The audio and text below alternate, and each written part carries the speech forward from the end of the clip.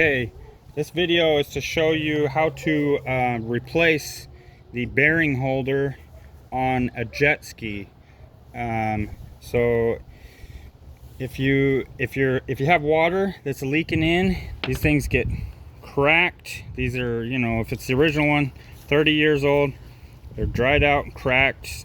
Sometimes you get water through here. Sometimes the bearings are bad. You can rebuild them. You need a C-clip tool. You pull this out, pull the O-rings out, and there's a bearing inside of there, and it's going to look like this.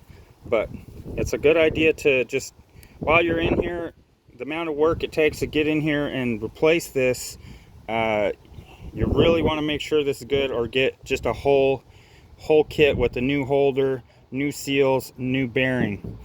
To get to this, you're going to remove these two 10mm nuts. You're going to remove the splash guard, and this is this little part. I like to zip tie the cable so they're not falling down and getting caught on the couplers.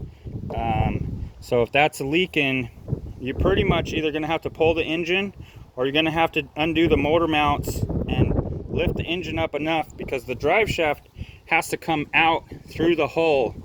It slides out of this is on the 650s, 750s. I don't know about the newer skis, but the drive shaft, your hole is right here. So this is siliconed up to the hole. And so you have to pull this drive shaft all the way forward to replace this.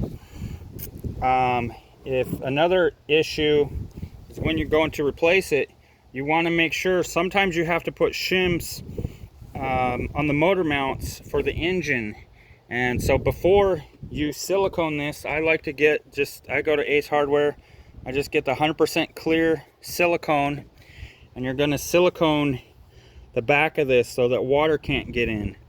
But when you do that, you want to do that after the engine is back in and you verified the alignment. And what you want to do on the alignment is get a flat, I've heard you can do it with a socket, but you want to get, if you can get something narrow or a nice flat piece of metal, and you put it on this flat edge, and you're looking for a gap. If there's a gap, you also look at these fingers on the coupler. You can see here it's really close, here it's far away.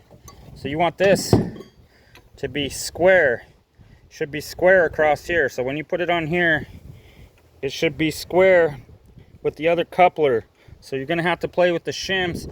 You can also get shims for the pump. They're just flat little metal pieces shaped like a U, and it helps you get this aligned, because this needs to be straight. Now Kawasaki's are fairly forgiving compared to a lot of other skis, so a lot of times they don't need shims.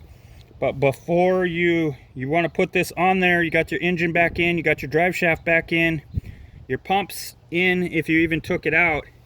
These have quite a bit of space. The bolt is not tight in here. There's some room on this to adjust this.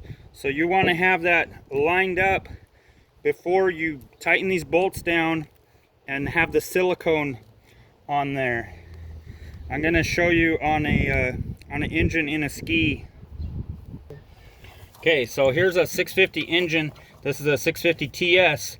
And so if you're looking down in there, you want to look at the same thing. You want to look and make sure this gap is the same. And if you can get this on there flat, make sure that there's no gap. Well, on this ski, the engine, the bolts that hold the engine to the bed plate are loose. So somebody probably didn't torque it down, or they didn't put thread locker. So this engine has to come out, and I have to tighten those bolts. So if this gap is not the same the whole way around, you either need to shim you could put shims underneath the bed plate here on these bolts. There's 4 bolts on these, and so you might have to shim it if this isn't square. In this case, this engine has to come out. The engine's loose. It's also possible that these bolts are loose, so you want to make sure the bolts that hold the mount to the hull are tight, the bolts that hold the bed plate to the mount is good. You also want to make sure that the rubber hasn't separated from the aluminum mount. So, you know, you kind of grab it, make sure that it's tight. In this case, the engine is just completely loose. So that's some things to look at when you're replacing this coupler. One issue, if you have a leak on your ski, if it's taken on water and you're not sure, you can back it into the water, leave it strapped to the trailer, take the seat or take the hood off, start it up. Sometimes the water, if there's a hole actually in the fiberglass hole, look for a leak. But sometimes you won't see the leak until it's started up. With this spinning, you might see the water come in. Other times, it could be a leak somewhere on your hoses. So if you put your hand in and feel the water is warm, then it probably came in from the circulated through the engine. If it's cold, then either you have a leak somewhere in your fiberglass, or it could be that this bearing holder is leaking. Another possibility is this bilge fitting. There's a little hole in it. It's a breather hole. What this does, when the engine is running and the pump is spinning, it's pulling the water out. There's a little pickup. You want to make sure this is clean. This one's all dirty and everything, but this sits down in the bottom of the hole.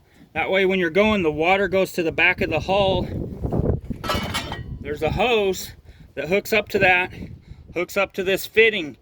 If this little hole that's on here, it's a little tiny little pinhole, if that hole is clogged, if you're just sitting in the water, it can reverse siphon and you're going to have water coming in on that little bilge pickup. So that's, if you're taking on water, that's some things to check out. Make sure none of your cooling hoses are spraying. Make sure you don't have a gasket that's leaking water. If it's cold water that's in there, it could be this bearing holder that's, you know, they go bad. These skis are 30 years old. When you're working on these, you want to make sure you put that coupler guard back on there, because if you have water in there and this is spinning, you don't want it to throw it up into the carburetor. You don't want to be throwing water into the carburetor and the engine. That's going to give you more problems. Plus, you don't want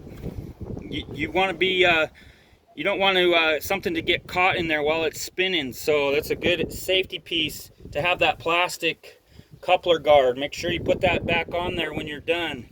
So that's how you replace a bearing holder. That's how you check and make sure that the alignment is right. You're really looking at that coupler, and that's how you take care of that issue.